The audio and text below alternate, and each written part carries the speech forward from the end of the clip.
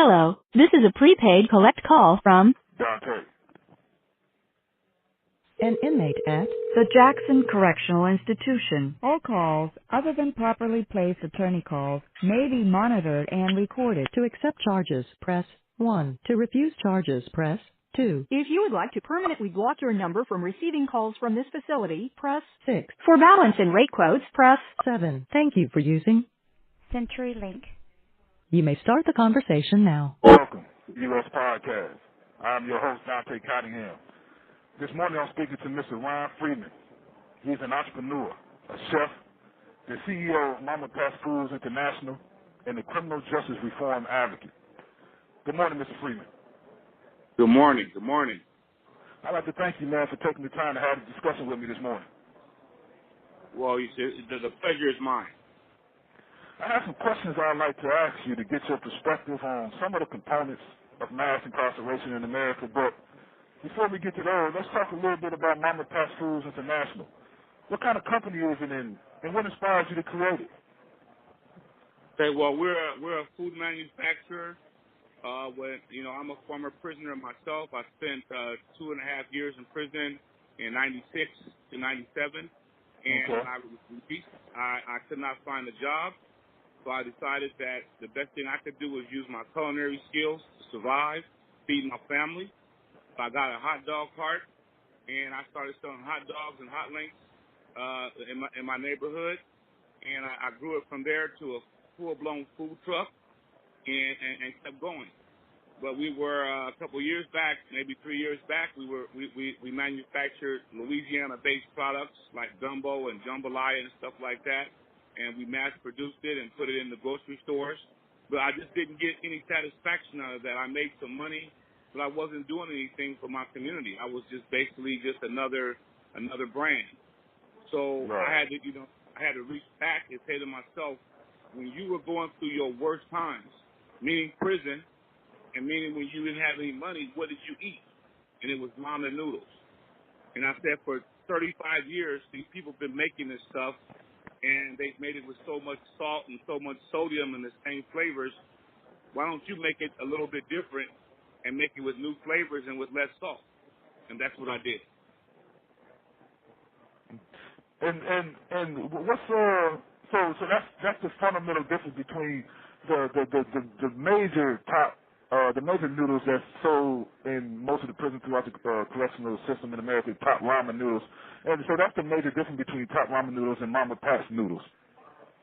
Well, I think the major difference is this, is that when I sell my product into the prisons, I'm going to offer scholarships. I'm going to offer opportunities. I'm going to offer jobs. I'm going to invest money into opening up food trucks and food businesses for inmates. My goal is to open up 1 million food businesses by 2025, with my own money. That Okay. when they get out of jail, they're not able to go get loans. They're not able to even get the equipment to get started. Nobody gives anybody even a chance, And Top Ramen and Marachan Noodles both combined made $53 billion last year. And we can't find one single charity or one single program that they donate to in our community, in the prisons, and even in America. I don't understand how these giant mega brands get away with making so much money and not giving anything back. So the fundamental difference between Mama Pats and those mega brands is going to be, we're going to use those funds to help people along with helping them health-wise. Absolutely. And as a current prisoner, when you look at the canteen list, you look at the options, they're very slim. And a lot of times our options are between bad foods and even worse foods. So I definitely commend your efforts, and I respect your passion and your mission because it's definitely needed. I'm looking forward. Yeah. I'm looking forward for Mama Pats Noodles to get to the state of Wisconsin. To be honest with you. Yes. So where throughout the prison system are Mama Pats Noodles available? Okay. Well, the way it works is it's just not something that they just allow off the top. There's a lot of red tape involved. My strategy is this: is that why would you sell a product that you make money off of that causes hypertension, high blood pressure, and all these things that cost you the state more money to take care of a former prisoner than what you're making off the ramen itself. Absolutely. So my strategy is to say, listen, these guys have been doing this for so long. You guys make money, but you're losing so much money in healthcare. Why don't you change over to Mama Pats and use our brand instead? Because we have a whole different entire mission based on the brand. To answer your question, which prisons are we in? We're still working out all the logistics. I mean, it's a lot of things that myself I'm learning as we go, but we do have the product secured. We've already got the purchase orders. We're just making sure that once it gets in there, that it stays in there, and we can actually make it better, because in the next 3 years, we're going to bring it down to a sodium-free product. There won't be any salt in there. That salt is going to be replaced with flavor. Okay, that's what we're doing. So we're starting from the West Coast, working our way over, but we're believing in God that He can do anything. And as soon as this stuff hits some of the prisons, that the rest of them will be, requesting it, and we'll be able to take it all the way across the state of the United States. Okay. And it's my understanding that Mama Pats Foods LLC will be opening production facilities that will have a workforce made mostly of ex-convicts and recovering addicts. Yes. Tell us a little bit about that. Okay. Well, what our goal is that, like I said, when I was released, no one gave me an opportunity. I mean, I had cooked for the inmates and for the COs for 2 years straight, and that's how I was able to survive. I didn't have family to send me packages. I had to eat. I had to doctor my food up in the kitchen. So, and when I got back to my dorm, I was able to have ingredients, seasonings, or whatever to season up my ramen and stuff like that. So that's what I survived off of. So when it comes down to it, I remember seeing my bunkie going to work for Reebok and for these other huge companies, and he was making headbands and stuff for us and whatever, and that's how he was able to survive. And I feel if those facilities can be co-op with the prisons, I would do that. But I wouldn't do that for the same reason. And here's why I'm saying that. Is that I wouldn't put my factory next to a prison and use prison labor. I wouldn't do that. Wow. I would just build a facility that I'm friendly and open to people who have a past. Just because someone does something wrong, or they make a bad choice, or they're pushed into a life of crime behind God knows what, it shouldn't hold them into a life sentence of not being able to take care of their family. How can we be charged to do child support, and we can't even get the jobs because our driver licenses are suspended or whatever? I want to do everything I can to accommodate those situations so we can overcome those situations. And I believe because of the demand of noodles, because of the lack of respect that the other brands have given us for so many years, that there will be plenty of room for everybody. That's what I plan on doing. So how would you describe that passion? Because I can hear it in your voice, and I've read your bio in preparation for this interview, and I can see it's very clear to me that you're very serious about what you're doing, and that you're very passionate about it. How would you describe where that passion comes from? Well, it comes from just many years of watching, my own people and people like me. I mean, of all races. When we don't have the opportunity, we still have a tendency to give up. And I want to use my story to tell everybody that goes through what I've gone through, which is jail and drugs and all that, that's not a life sentence. That's not a death sentence for you. You take that right there and you use those tools. I tell guys all the time, if you were a drug dealer, you're basically an entrepreneur. You bought a product, you reprocessed it, and you got a clientele. But you were just selling the wrong crop. You were selling the wrong thing. I sell wheat. Okay? Wheat is what makes noodles. Okay? Right. So I'm selling a wheat product. They're selling a marijuana or a coca-based product, which you can't really survive and make money off of that because there's bans on it. So you take the same mentality and you go find something, reprocess it, and find you a clientele. You're a businessman, and you can make just as much money as you get off of drugs. And that's where that passion comes from, that I want to reprogram our thinking and saying, you know what, I have to buy it wholesale, reprocess it, and then find me a clientele and feed my family. So that's what all we need to know is just for someone to redirect us. And that's where the passion comes from. The other part of it is that, my brother, I have 6 children. And with those 6 children, I wasn't able to take care of them. And then when they slapped me on child support, it made it even worse. It drove me out there to try to sell crack cocaine and stuff like that, to try to get diapers and jackets and clothing and whatever. And I couldn't do it, and I ended up in prison, which made it worse. What made it worse even so is that I was being charged while I was in prison, which is ludicrous. So I got this whole stack of errors of past child support that's due. So I really have no chance. Either I pay that, or I'm just going to be a slave in this country where I can't travel, I can't get a job, I can't have any credit. So I have to use all of what I have to be able to climb myself out of the hole that this country has helped dig for me. But that's okay, because sometimes God will place an obstacle in your way so that you can overcome and be free from a lot of other things just besides financially. You'll be able to help free other people. So I use that situation as a way to drive me to go and do what I want to do and help other people do it. That's what brought me to this place right here. And I'm not going to lie to you, it's child support. It forced me that I could never pay that down with a regular job. So I had to go out and do something special, and that's why I'm doing what I'm doing. And I'm hoping there's other brothers who can relate to that and get out and say, you know what, we're going to do something. I'm doing something bigger than what they've handed me. So that's why I'm here with you. Absolutely. And I'm like I said, I've read your story, man, and it inspired me. It transformed your idea of what you can do and what you can be. So you have a powerful story, man, and a powerful voice.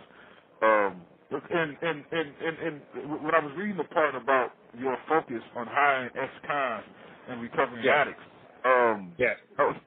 so tell me a little bit about that. What's the intent behind that? Well, like I said, it's just someone giving us a new formula.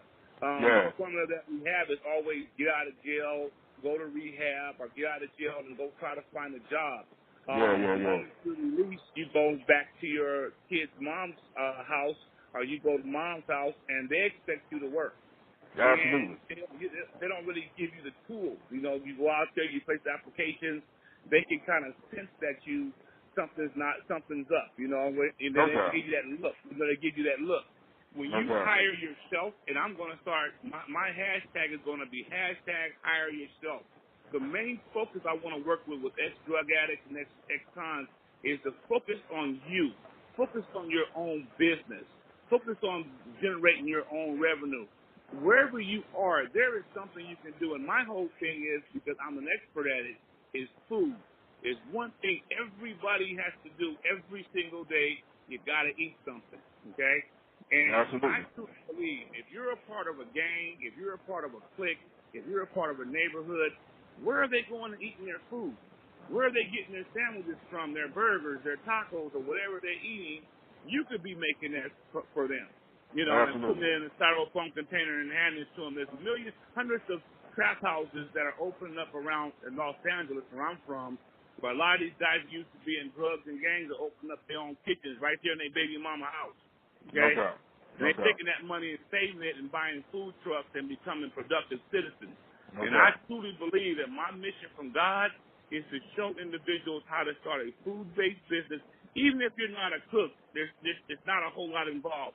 Yeah, it's going to take a little bit of you putting down your pride, because you got to put a hot dog in a bun. But if you make $200 a day, that's almost $1,200 to $1,400 a week of legal money. I think you can live on that and have a good life. So I'm going to show inmates and former drug addicts how to start a small food business from home where they can take care of themselves the moment they get home from jail. Take that $200 or whatever they give you guys and use that and become a food entrepreneur and start feeding the people around you. Because people want fresh food these days. Absolutely, absolutely. So how would you describe your vision for the future of Mama Pats Foods International? What does the future look like to you? The future is going to be based on being honest. I'm not going to walk out here and say, that Mama Pats Foods is not here to make money, and that all we're going to do is be a charity. That's not the way it works. We're going to be working with people from not just the United States, from all over the world. But I got to start at home first. I got to start with my own people who think and have gone through the things I've gone through. So we're looking at in the next 5 years for us to be a big enough brand to even, to be honest, I'm not even scared to say it. My vision is not to put Top Ramen and Marachan Noodles out of business. And my focus is to make them accountable for what they haven't done, to make them, to call them out on what they have not done. I'm pretty sure with you being there, you've seen thousands of packets of ramen go through there, but you've never heard of them giving any type of scholarships or any type of training programs for anybody. So absolutely not. So our vision is to call out any brand that's selling to the prisoners and including the telecommunications companies or whatever, for them to be held accountable on why they're not trying to help the very customers that have kept them going. Absolutely. That's the first thing. That may jeopardize my access to be able to sell the ramen into the prisons, but I don't All care. calls, other than properly placed attorney calls, may be monitored and recorded. Please continue. Okay, I don't care if they don't put me in there, because my focus, I'm going to get access to you guys anyway. Okay, when you get home. So they can either take me or leave me, but at the end of the day, I'm going to call all of them out and let the world know that these people are sucking the lifeblood out of people who are hurting the most, and it's not fair. And with that, that's my vision forward, is to not try to bring them down and compete with them and all that, but just hold them accountable. Because if I make millions off of you guys, and I make millions off of any customers, I feel that I need to give back to my community because I've been a success. That's the way it's supposed to be. That's the way I was raised. If somebody look out for you, you look out for them. That's the way it works. But they haven't been doing our future to do that. Absolutely. And so that brings me to a couple of questions that I have about mass incarceration. How would you describe mass incarceration's full impact on you? How would you, from your perspective, how would you describe its impact on you? It was tough because, the sentencing laws that were here in place, I should have never gone to prison for that. I went to prison for a $5 rock of cocaine, but I was under a joint suspension for a weapon. I look at it two ways. A, they never were going to just send me straight to prison. I didn't go straight to prison for doing something. I had multiple setbacks that caused me to go there. Okay. I don't think that the guy in prison, unless he did a murder or something like that went directly to prison. A lot of us, we got on probation, we got second chances, we did things, and we failed, and they said next time you're going to prison, and they, that's what happened. I think the first thing we have to do is look at ourselves and say, hey, you know what? When we mess up and we got that second chance on probation before we go to prison, that we need something where we stopped us from going to prison in the first place. I got that part. The other part is that how can you stay out of prison if you have no opportunities? You have to go out here somewhat and commit little small crimes, get caught with weed or a little bit of crack cocaine or whatever to try to survive, and next thing you know, they're making money off of you. Absolutely.